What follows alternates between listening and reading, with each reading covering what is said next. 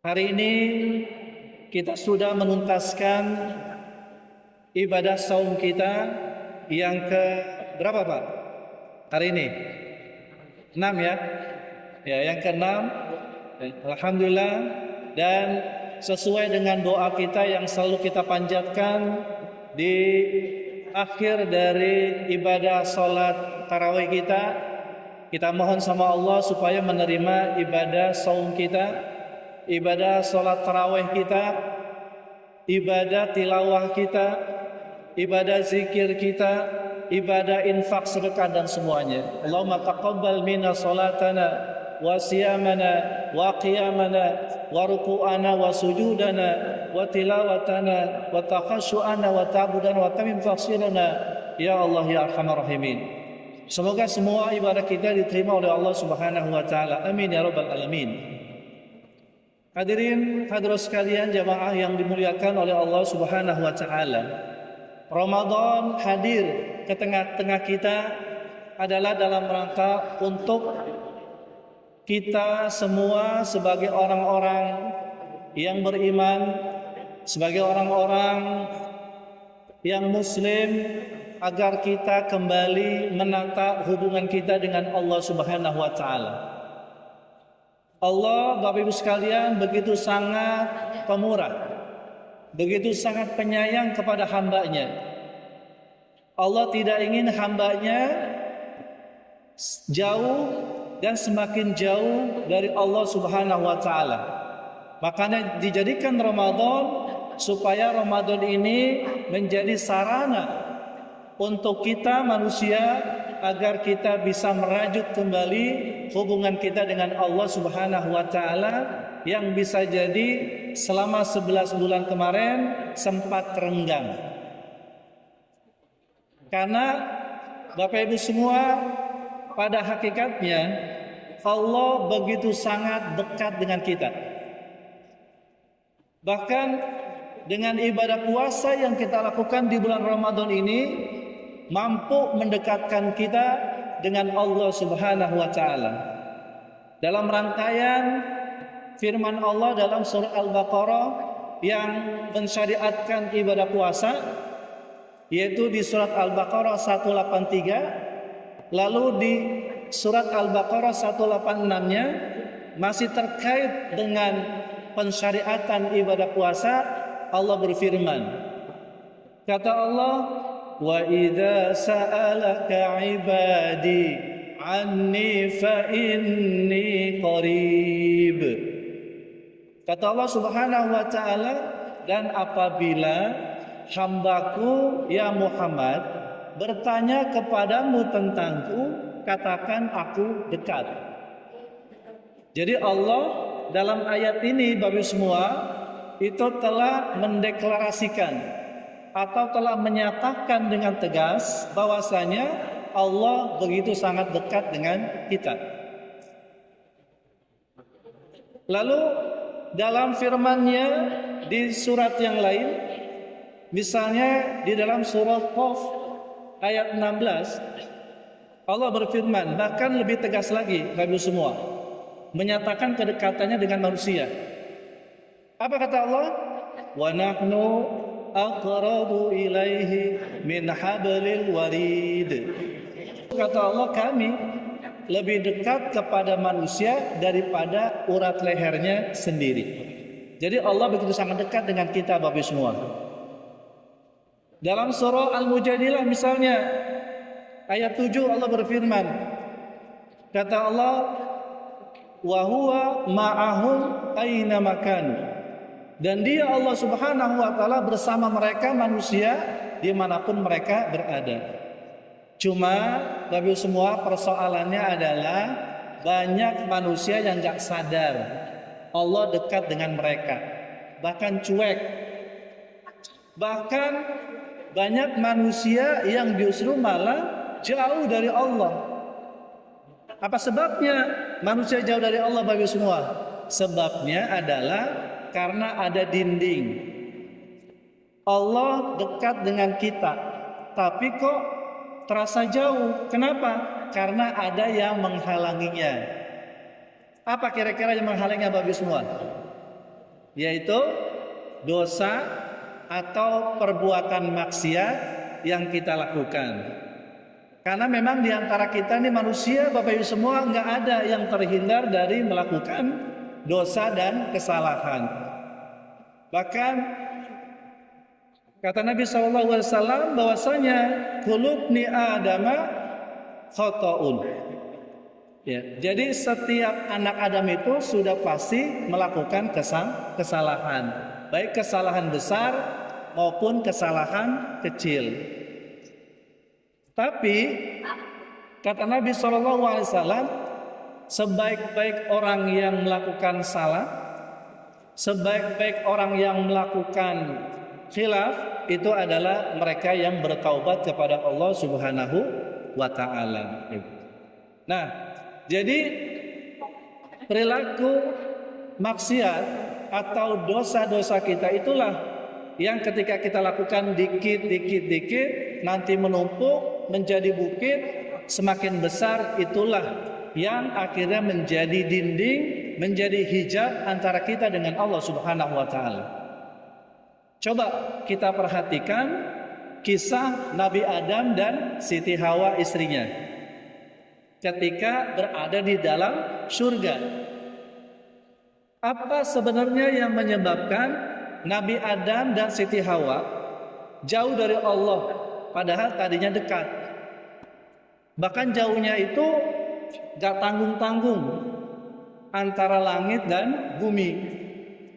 Mereka yang sudah ada di surga diturunkan oleh Allah ke bumi.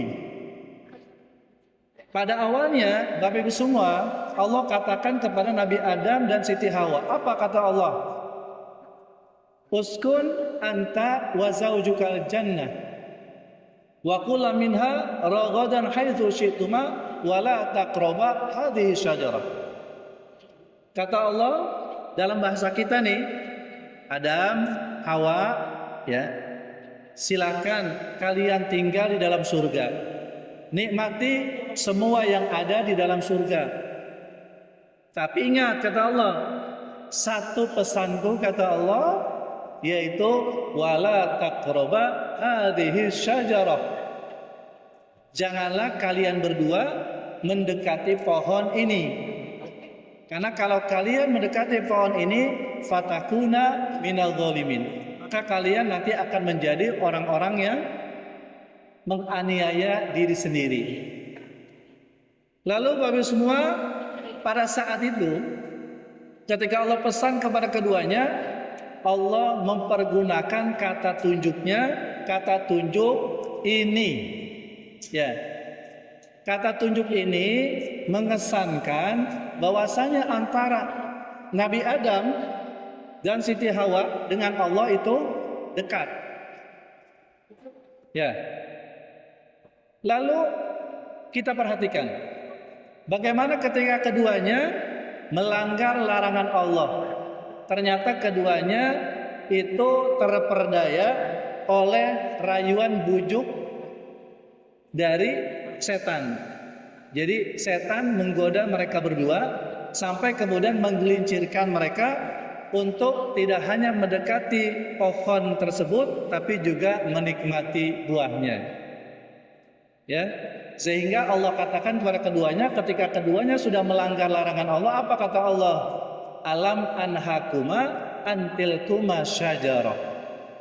Wahai Adam, wahai Hawa, bukankah aku, kata Allah, sudah pesankan kepada kalian berdua jangan deketin pohon itu. Jadi ketika keduanya sudah melakukan pelanggaran, sudah melakukan maksiat, akhirnya keduanya jauh dari Allah, sehingga Allah pergunakan kata tunjuk itu yang menunjukkan bahwasanya antara Allah dengan Nabi Adam dan Siti Hawa itu jauh. Bahkan kemudian Allah berikan kepada mereka berdua, ya, yaitu sebuah pelajaran, akhirnya mereka diturunkan ke bumi. Ya. Jadi diturunkan ke bumi, bahkan semakin jauh lagi dari Allah Subhanahu wa Ta'ala. Tapi Bapak Ibu semua lihat, ketika Nabi Adam diturunkan ke bumi, Siti Hawa diturunkan ke bumi, lalu mereka berdua mengakui mereka salah, mengakui mereka berdosa kepada Allah, lalu mereka bertaubat, dan kalimat taubatnya itu diabadikan di dalam Al-Quran yang sering juga kita baca Bapak semua. Apa doanya? Rabbana dzalamna anfusana wa illam taghfir lana wa tarhamna lanakunanna minal khasirin. Itu terus tuh doanya dipanjatkan kepada Allah. Nabi Adam, Siti Hawa doa terus, Rabbana zalamna anfusana wa illam taghfir lana wa tarhamna lanakunanna minal khasirin, sampai kemudian kata Allah, fatalaqa adama min rabbi kalimatin fataba alaihi innahu huwat tawwabur rahim. Sampai kemudian Allah menerima taubat keduanya. Setelah keduanya diterima taubatnya, akhirnya Allah dengan Nabi Adam dan Siti Hawa dekat kembali. Ya, maka Bapak semua, dari kisah ini memberikan pelajaran buat kita semua. Ya, kalau kita ingin kita dekat kembali dengan Allah, maka kita mesti melakukan beberapa hal. Apa diantaranya? Yang pertama, akui kita adalah para pendosa.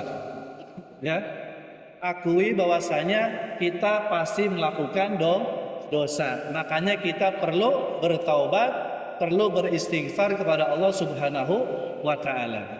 Dan bulan Ramadan ini disebut dengan Syahrul Maghfirah.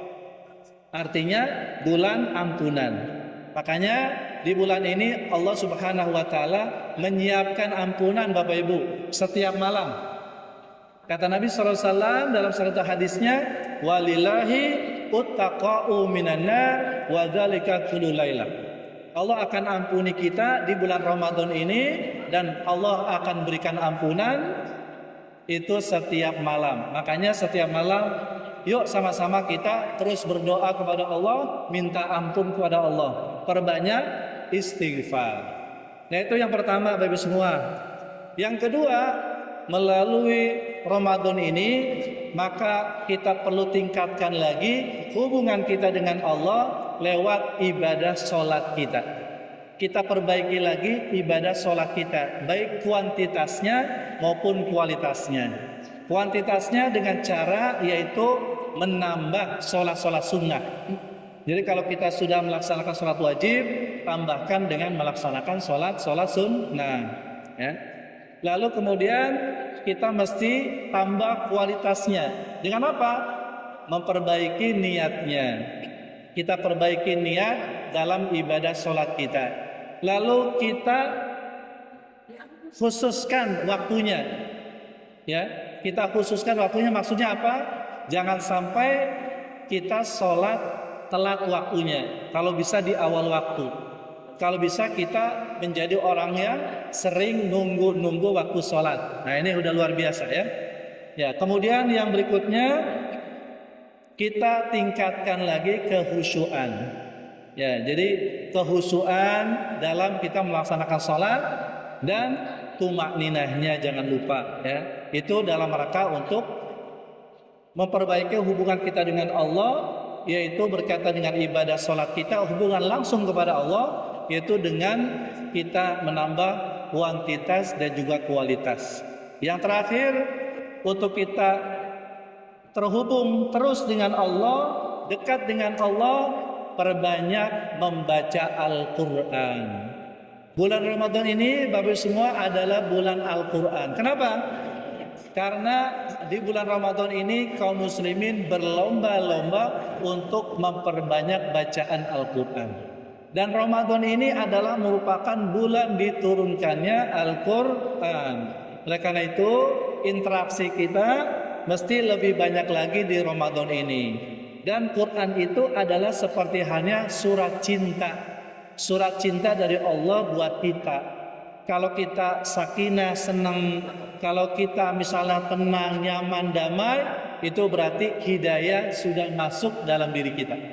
Oleh karena itu, mari sama-sama kita juga jadikan Ramadan ini sebagai bulan untuk kita meningkatkan interaksi kita dengan Al-Quran, baik kita dalam rangka membacanya maupun memahami isi kandungannya. Bapak Ibu semua, itu adalah berbagai macam sarana yang sudah Allah jadikan di Ramadan ini buat kita semua, supaya apa? Supaya kita dekat kembali dengan Allah Subhanahu wa Ta'ala. Dan orang-orang yang dekat dengan Allah adalah orang-orang yang dalam hidup sudah pasti akan mendapatkan kenyamanan, ketenangan, kedamaian, dan juga kepastian bahwasanya dirinya akan menjadi orang-orang yang selamat, sejahtera hidup di dunia, dan juga nanti di akhirat nanti kelak akan masuk surga Allah Subhanahu wa Ta'ala.